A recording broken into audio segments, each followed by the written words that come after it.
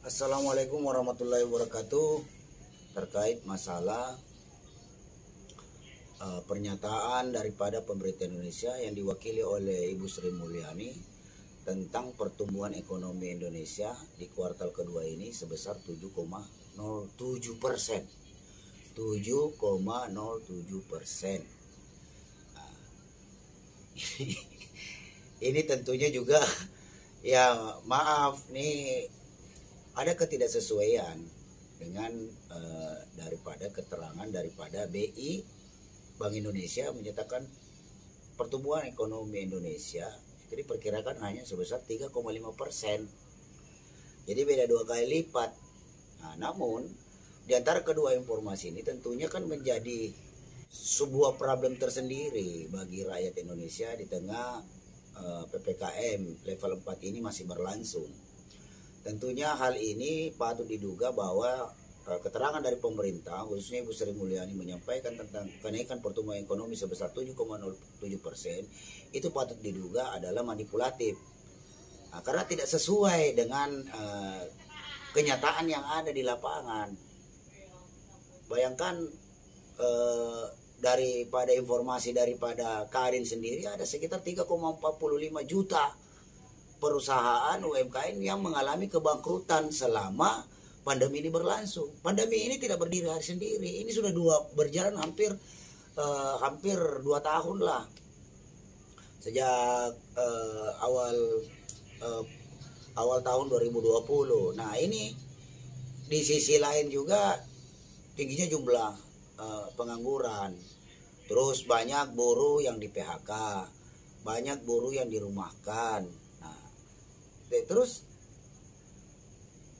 pernyataan daripada Ibu Menteri Keuangan Menkyu kenaikan pertumbuhan ekonomi 7,7% itu gimana? Gimana dapat dinyatakan ada pertumbuhan ekonomi jika semua lapisan masyarakat menjerit di mana-mana? Pedagang kecil menjerit, buruh pabrik menjerit, petani juga menjerit, nelayan juga menjerit. Terus seniman-seniman jalanan selama hari ini gara-gara PPKM kehilangan order juga menjerit. Ini hampir 2 tahun, sudah hampir 2 tahun. Kenapa Anda tidak berkata jujur saja bahwa memang pertumbuhan ekonomi ini tidak sesuai dengan apa yang menjadi target pemerintah? Ya, karena selama PPKM ini nyaris semua kegiatan ekonomi nyaris terhenti.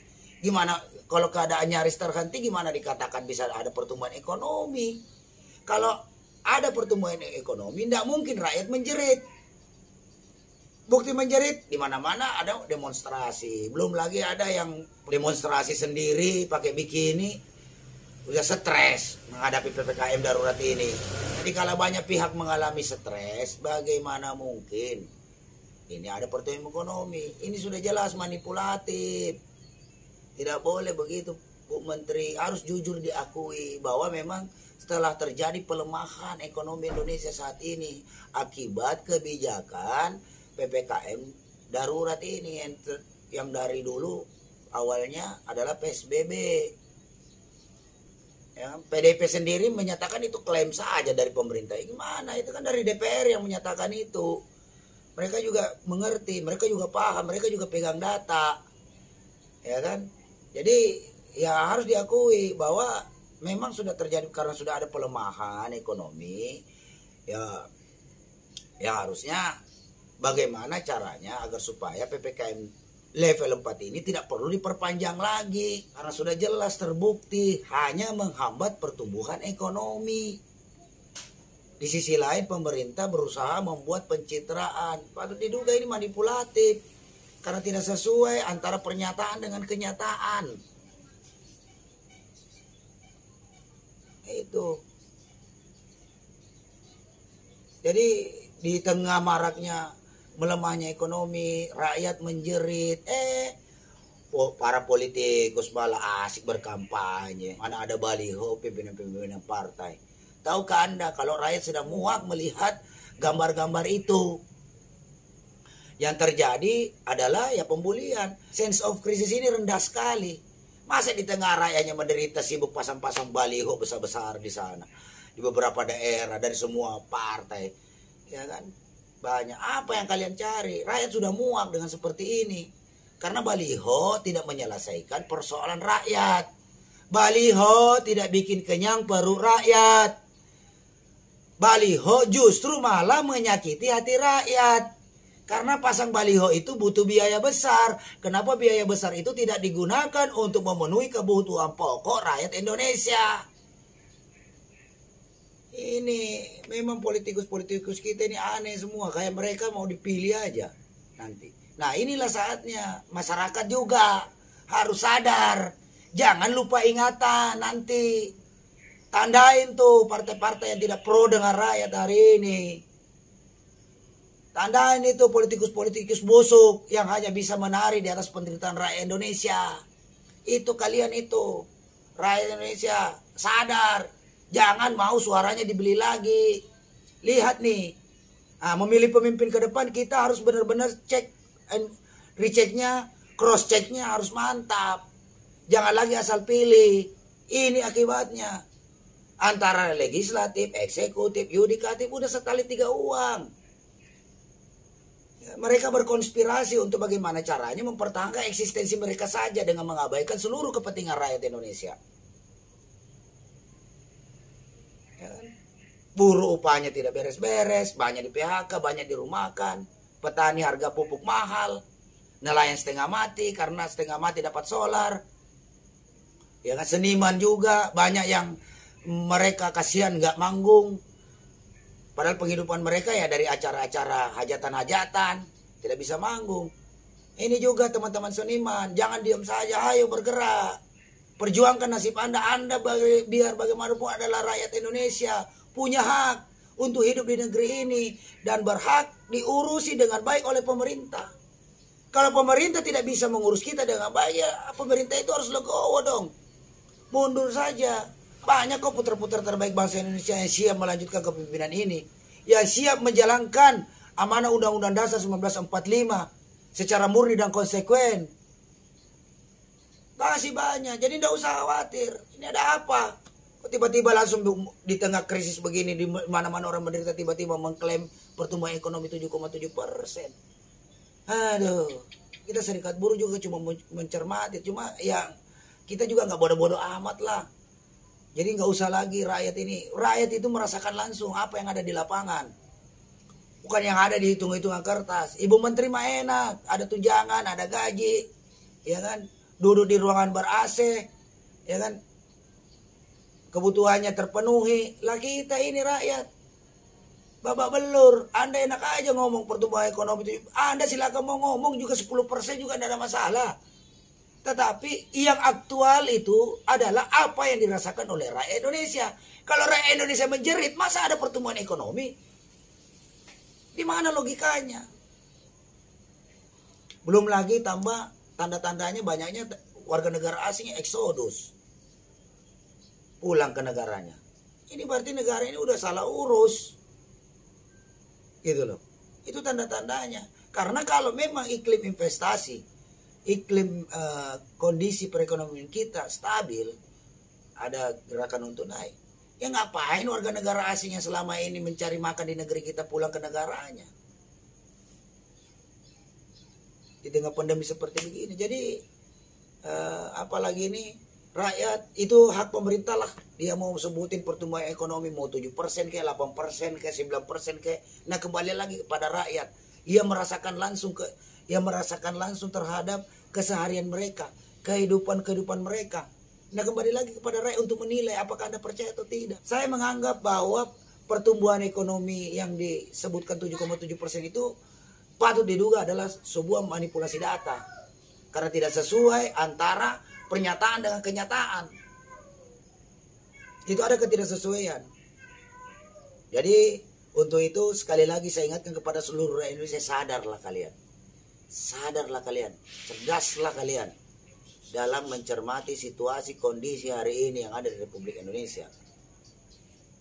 Kalau kalian tidak sadar, maka para garong-garong uang rakyat, uang negara ini akan semakin gentayangan, akan semakin berpesta pora di atas penderitaan rakyat Indonesia. Rakyat Indonesia harus bangkit dari penderitaannya. Tong cicing wae. Jangan diam saja. Kalian harus bangkit dari keterpurukan ini. Karena yang bisa memperjuangkan nasib kita adalah rakyat itu sendiri. Tidak berubah nasib suatu kaum jika bukan kaum itu sendiri yang merubahnya. Nah, jika kita sudah berikhtiar untuk bagaimana berusaha keras merubah nasib kita, yang benar-benar rakyat berdaulat di negara kesatuan Republik Indonesia ini, insya Allah bantuan Allah pasti akan datang untuk rakyat Indonesia. Bagi orang-orang yang memperjuangkan kepentingan rakyat Indonesia, insya Allah Allah akan pasti menurunkan bantuannya. Yakinlah, karena Allah itu maha mengetahui lagi maha melihat. Apa yang ada di dalam hatimu Allah pasti tahu. Tidak mungkin tidak. Nah itu. Jadi dalam kesempatan ini juga sekali lagi saya koreksi. Sudahlah para menteri hari ini, coba kita melihat contoh negara sebelah seperti Malaysia. Sudah 2 menterinya yang mengundurkan diri. Menteri SDM 2 hari yang lalu. Dan yang terakhir ini yang mundur adalah Menteri Kesehatan. Karena tidak mampu lagi menghadapi pandemi COVID-19. Nah, sama dengan pemerintah hari ini. Saya pikir sudah gagal menghadapi pandemi COVID-19. Kegagalannya di mana? Karena gagal dari awal. Tidak menjalankan amanah konstitusi itu sendiri. Malah membuat aturan baru. Dalam hal penanganan pandemi ini. Dalam alasan ingin menyelamatkan perekonomian Indonesia. Nah, padahal sudah diatur oleh undang-undang. Coba kalau dia laksanakan saja konstitusi undang-undang yang ditandatangani sendiri oleh Pak Jokowi. Nah, jadi disitulah dilihat ketidakkonsistenan Pak Jokowi. Dia sendiri yang bikin undang-undangnya, dia sendiri yang melanggar. Nah, sehingga mengakibatkan kondisi hari ini. Semakin hari rakyat sudah semakin banyak yang menjerit kelaparan. Bantuan-bantuan logistik, bantuan-bantuan subsidi upah itu semua terlambat turunnya. Rakyat keburu lapar. Dan tak lupa juga para pejabat-pejabat kita yang ngurusin tentang tenaga kesehatan dan dokter kita yang selama pandemi ini. Jangan lupakan hak mereka. Mereka telah berjibaku sebagai garda terdepan dalam menghadapi pandemi COVID-19. Justru malah insentifnya ada yang belum dibayar, rumah sakitnya belum dibayar, klinik-kliniknya belum dibayar. Padahal dana banyak, 1.000 triliun. Inilah akibat pejabat-pejabat kita ini rakus. Ya kan? Dana-dana penanggulangan COVID-19 untuk rakyat malah dikorupsi. Yang dikorbankan ada fasilitas-fasilitas penunjang yang berjasa dan berguna bagi dalam menghadapi pandemi COVID-19 ini. Malah itu yang tidak dikasih hak-haknya.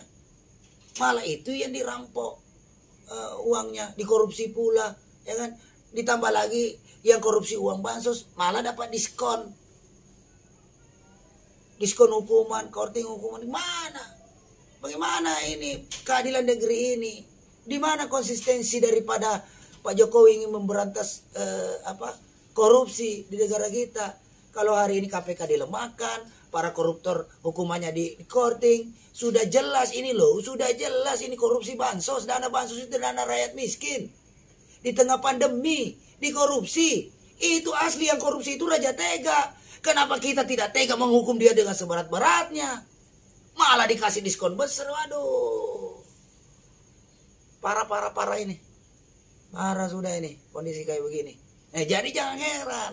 Masyarakat hari ini terhadap tingkat kepercayaannya kepada Presiden Jokowi menangani pandemi ini menurun. Sesuai dengan hasil survei LSI, menurun 43%. Ini berkorelasi dengan dukungan Presiden itu sendiri. Tingkat kepercayaan rakyat kepada kepemimpinan Pak Jokowi juga pasti menurun.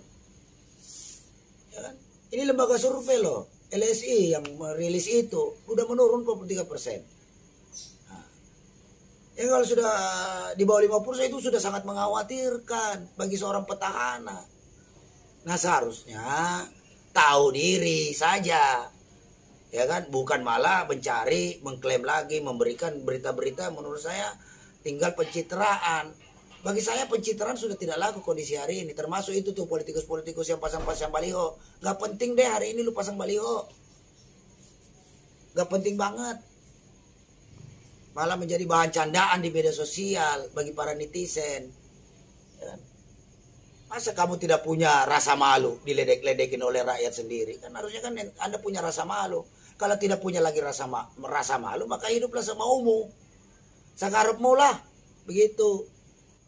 Nah mudah-mudahan saja dalam kesempatan kali ini kita doakan semoga rakyat Indonesia dapat segera terbebaskan daripada COVID-19.